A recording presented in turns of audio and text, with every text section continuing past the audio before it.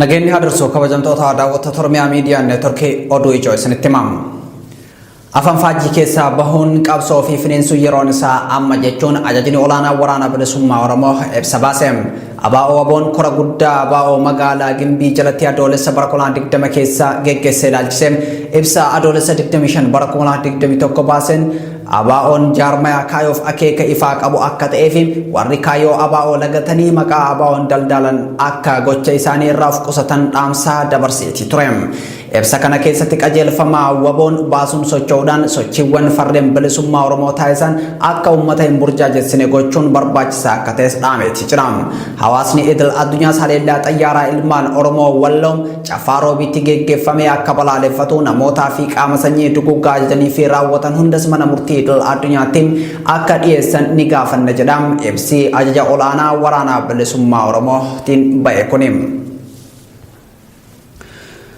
Ummanni Oromoo Jarman keessa jiraatan walitti dhufuun guyyaa kalleessaa sadaasa jaabara 2021 magaalaa Nuberberg keessatti tumsa waraana bilisummaa Oromoo qopheessuun mallaqa Itoophiyaa birrii miiliyoona 1 walakkaa ol sassaabanii jiru jedhame.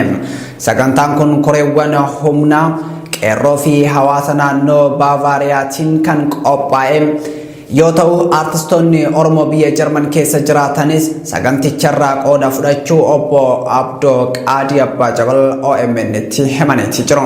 Sagantichi kun kan qophaa'e waraana bilisummaa Oromoo gama diinagdeetiin utubuuf akka ta'ee fi karaa barbaadame maraan cinaa dhaabbachuu fi jedhu hirmaattonni sagantichaa.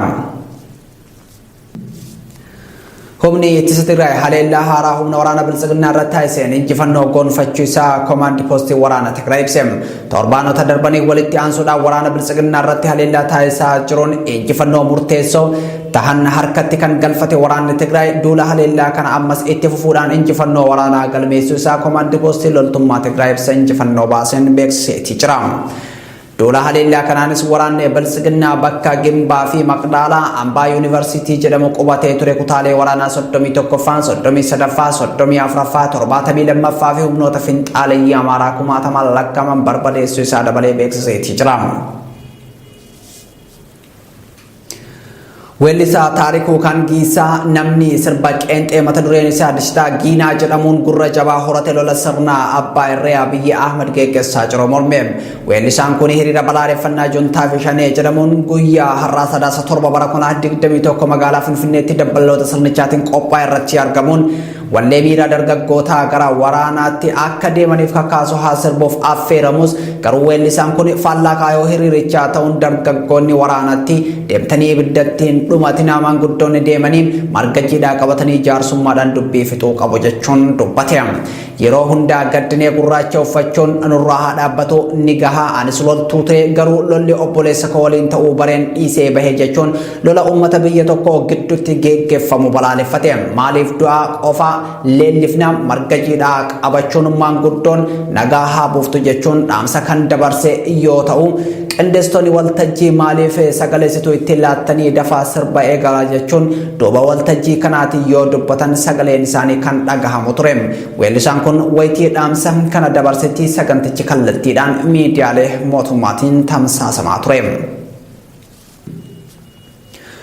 Abiy Ahmad dabballoota biltsiginnaa damee Oromiyaa murannoo qabsoo hin qabdan jechuun doorsisuu isaa maddeen keessoo sirnichaa saaxilan.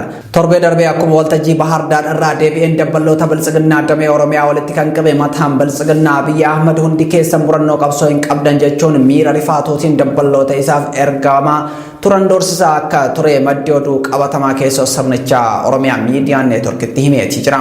Dubbiin kun ana qofaa miti ani biyya kamittuu baqadhee jiraachuu danda'a hundi keessan garuu asumatti rukutamuuf jirtu. Hunda keessan waan hojjetaa jirtan nan beekaa yoo yaada keessan sirreeffattan isiniif wayya jechuun doorsisaa turuu maddeen amanamoo keessoo sirnichaa irraa hubachuun danda'ameeti jira. Itoophiyaatti ambaasaaddarri Ameerikaa duraanii humnoonni idil addunyaa gahee daldalaa meeshaalee waraanaa qabaniin waraana Itoophiyaa keessa jiru dhaabsisuu danda'u qabu jedhe. Afrikaatti itti aanaa ministeera dhimma alaa Ameerikaa ta'uun kan tajaajilaa turan Tiiboor Naagin sagantaa BBC News Days wajjin gaafiif deebii taasisaniin biyyoonni dhiibbaa uuman kanneen akka Ameerikaa, Gamtaa Awurooppaa, UK, Chaayinaa, Tarkii fi biyyoonni galoo galaanaa dhimma kanarratti gahee olaanaa bahuu danda'u jedhanii jiru.